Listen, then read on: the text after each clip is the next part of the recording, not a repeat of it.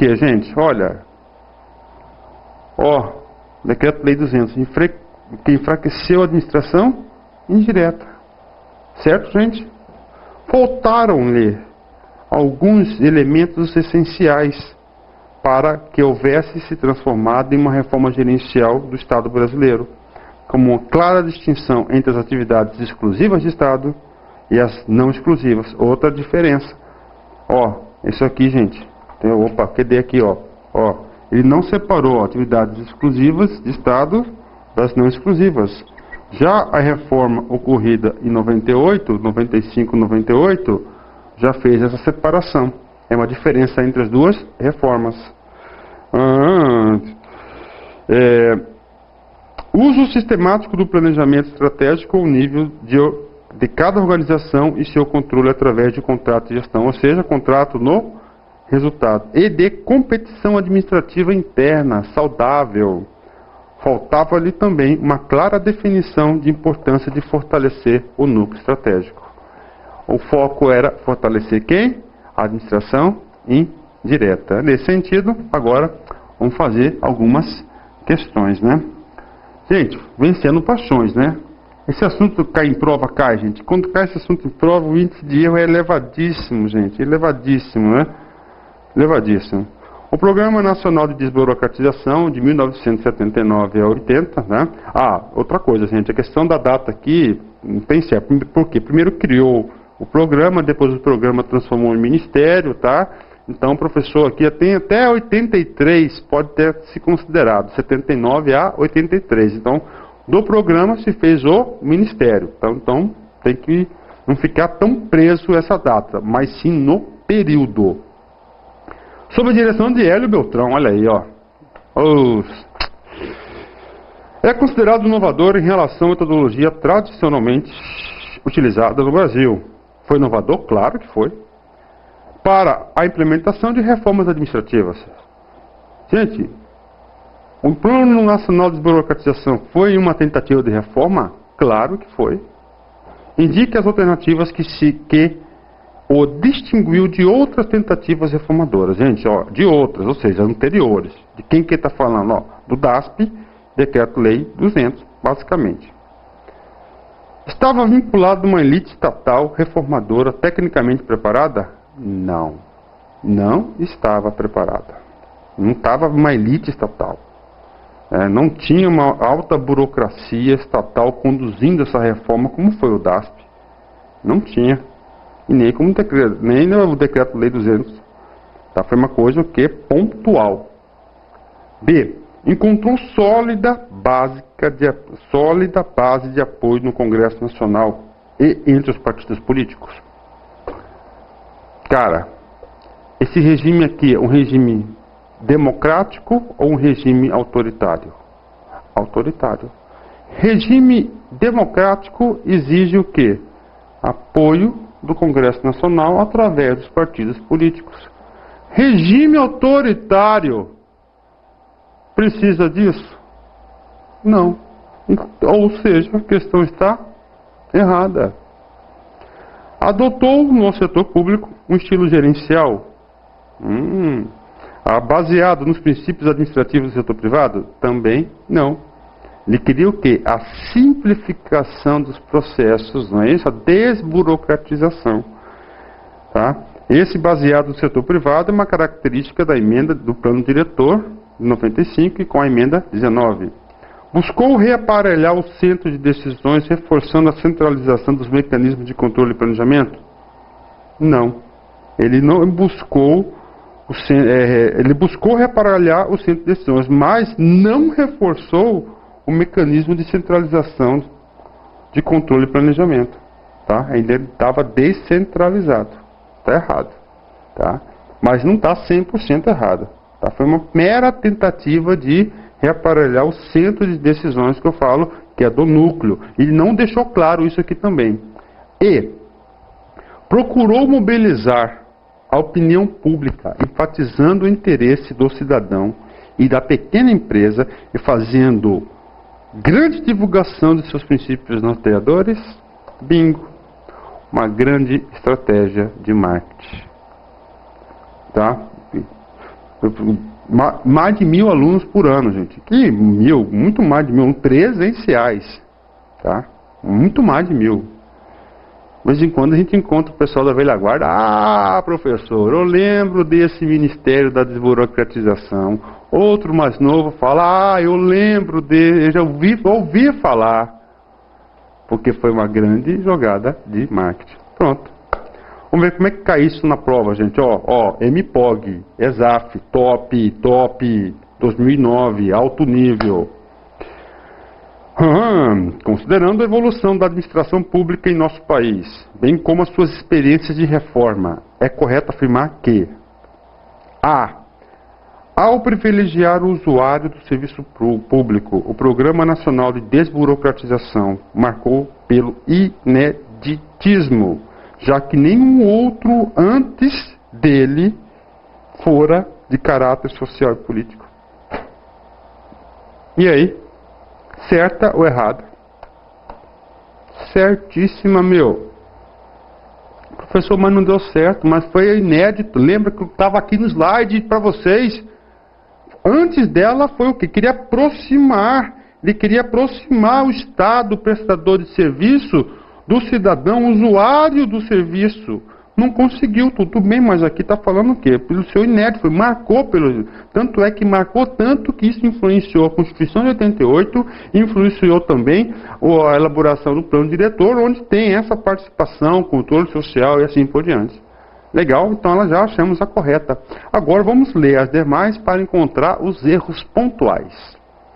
A reforma administrativa de 67 reduziu o fosso que separava as burocracias instaladas nas administrações direta e indireta, garantindo a profissionalização do serviço em toda a sua extensão. Gente, o erro está no verbo reduzir. Ele o quê? Ampliou, gente. Nós tínhamos núcleos de eficiências, que era na administração indireta, e estruturas arcaicas, que era da direta. Ok?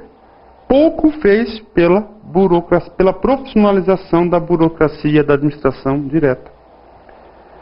C. A reforma dos anos 90 visava como um dos seus objetivos fortalecer o Estado de modo a torná-lo responsável direto pelo desenvolvimento econômico e social? Não. Está errado, gente. Olha só, a reforma dos anos 90 visava como um dos seus objetivos fortalecer o Estado. Não, gente, é fortalecer a sociedade, não é isso? Ao torná-lo responsável direto, ou seja, o que é responsável direto, gente? Ele mesmo executa, negativo. Quem mesmo executou foi o Decreto-Lei 267 e também o DASP, tá? Pelo desenvolvimento econômico e social. Olha o desenvolvimentista aqui, isso aqui já estava no fim da era desenvolvimentista. Então está errado, gente. A reforma dos anos 90 não visava fortalecer o Estado. Aliás, visava fortalecer o Estado. Mas não ele responsável pela direto, mas indireto. Indireto por quê? Porque ele passa a controlar os resultados através do quê? Do contrato de gestão, através das agências executivas, agências reguladoras, OS ou CIPs, que são objeto de aulas específicas desse assunto. Então, uma questão difícil. Com certeza a massa marcou a letra C. É questão difícil, eu reconheço isso aí. O mesmo cara, normalmente o pessoal traz pouca informação sobre o Programa Nacional de Desburocratização. Difícil ter essas informações. D. A reforma burocrática de 36 apoiou-se conceitualmente em 3 dimensões formais de propriedades. Gente, sim, 36.6. Administração de pessoal, administração de material e administração financeira, DASP 36. Começo dessa aula, já está, até aí está certo. Agora vamos ver o que ele colocou de 3 dimensões. Forma de propriedade, acabou. Forma de propriedade qualquer, plano diretor, aula passada, nós estudamos, tipo de administração pública, tá tudo errado. Esses 2 pontos, esses caras aqui, gente, não é de 36, tá? É da reforma, gerencial, O erro está aqui, eu estou apontando um erro para vocês, ó. De 1995 do plano diretor. Bacana, eu estou apontando o erro. Então, gerencial, porque burocrata, agora tornei essa alternativa o quê? Corretíssima, tá? Corretíssima. E, com a velha república, gente, velha república, Marechal Deodoro da Fonseca, até o primeiro presidente da nova república foi Getúlio Vargas, de 1889 a 1930, tá? Deu-se a primeira experiência radical de reforma administrativa? Não tivemos nenhuma. Por quê? Esse era um Estado oligárquico patrimonial. Não tivemos reforma nenhuma. A primeira grande experiência radical de reforma foi quando, gente? Não foi na velha república, foi na nova república. Tá? Experiência radical administrativa em resposta às mudanças econômicas e sociais que levavam o reino industrial. Correto. Olha, com a nova república deu-se a primeira, aí estaria correto. Então o único erro aqui é o velho. Se troca o velho pelo novo, estaria 100% correta. Opa, professor, opa, passei rápido demais. Eu estou entendendo, graças a Deus, eu estou aqui para isso mesmo, para ensinar vocês. Eu falo que eu sou professor catequizador. Professor, que até gosto de estudar, gosto de dar aula, gente, faço porque eu gosto. Bacana? Ok, vamos lá. Pronto. Ó, ajuda a memória. A aula é longa, mas de conteúdo excepcional que despenque concurso público. Gente, olha só.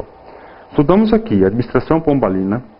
Estudamos aqui, ó, DASP, estulamento burocrático, decreto-lei 200, plano diretor da reforma da, decreto-lei 200, Ministério da Desburocratização. Agora chega a vez o que? Da Constituição Federal de 88. Bacana? Da Constituição de 88. Vamos lá. Antes disso, eu quero fazer um negócio aqui para vocês, gente. Olha só.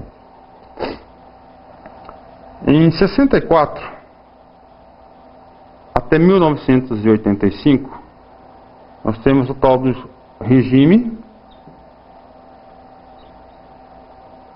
militar, não é isso? Militar.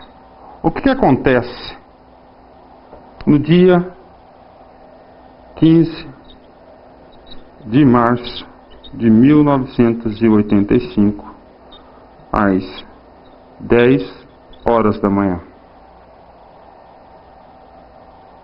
Não ouvi, mas claro que você não vai ouvir, professor. Isso aqui é videoaula gravada, não tem sala de aula, porque às vezes gente, juro para vocês, parece que eu estou em sala de aula. Por isso que eu converso com vocês. Aconteceu um cara chamado de redemocratização. Tá? Gente, aqui é 3, viu? 15 de março de 85, data de nascimento de prof. E data da redemocratização. Bacana, gente? Então, olha só, tá aqui, bacana? O que aconteceu aqui, ó? 86. Quem que assume o que aconteceu aqui? Figueiredo repassa a faixa presidencial para Sarney. Sarney foi eleito pelo Congresso Nacional indiretamente. Sarney representa o que? A redemocratização. Não foi isso, gente? Não foi isso? Tá. Olha só, vou usar agora o pretinho. Sarney, quando toma posse, ele chama umas eleições gerais em 86. Para quê? Para se constituir um cara chamado Poder Constituinte. O que é o Poder Constituinte? Constituição Federal. E essa Constituição Federal foi em 1988. Não é isso? 88. Ok. Gente, olha só.